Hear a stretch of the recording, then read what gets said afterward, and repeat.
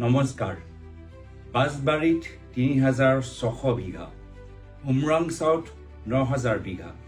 নালপাৰা বেলতলাত এতিয়া খিলঞ্জীয়া মানুহৰ মাটি বিজেপি চৰকাৰে বিক্ৰী কৰিবলৈ বিচাৰে কাৰ বাবে উদ্যোগ বহাবলৈ ঠিক আছে অসমত উদ্যোগ লাগে কিন্তু খিলঞ্জীয়া জনগোষ্ঠীৰ মানুহৰ মাটি কিয়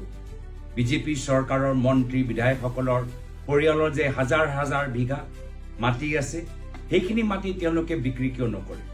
মুখ্যমন্ত্ৰী মন্ত্ৰীৰ পৰিয়ালৰ মাটিৰ য'ত তেওঁলোকে ৰিজৰ্ট বনাইছে বাগান বহাইছে সেইখিনি মাটি তেওঁলোকে উদ্যোগৰ কাৰণে কিয় ব্যৱহাৰ নকৰে মাত্ৰ বিভিন্ন জনগোষ্ঠী জনজাতিৰ মানুহৰ যি বছৰে বছৰে ধৰি তেওঁলোকৰ পৰিয়ালৰ বসবাস কৰিছিল সেইখিনি মাটি কিয় পাইছে বাৰম্বাৰ খিলঞ্জীয়া মানুহৰ অধিকাৰৰ বাবে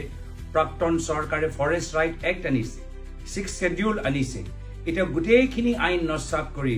বিজেপি চৰকাৰে বাহিৰৰ কোম্পানী বহাবলৈ বিচাৰিছে আমি খিলঞ্জীয়া মানুহৰ মাটি ইমান সহজ সৰল দৰে বিক্ৰী হ'বলৈ নিদিও এবাৰ কংগ্ৰেছ ওলাই আহিব খিলঞ্জীয়া মানুহৰ মাটি সংৰক্ষণৰ ক্ষেত্ৰত বিভিন্ন জনগোষ্ঠীৰ মাটি সংৰক্ষণৰ ক্ষেত্ৰত এবাৰ যুঁজ এখন হ'ব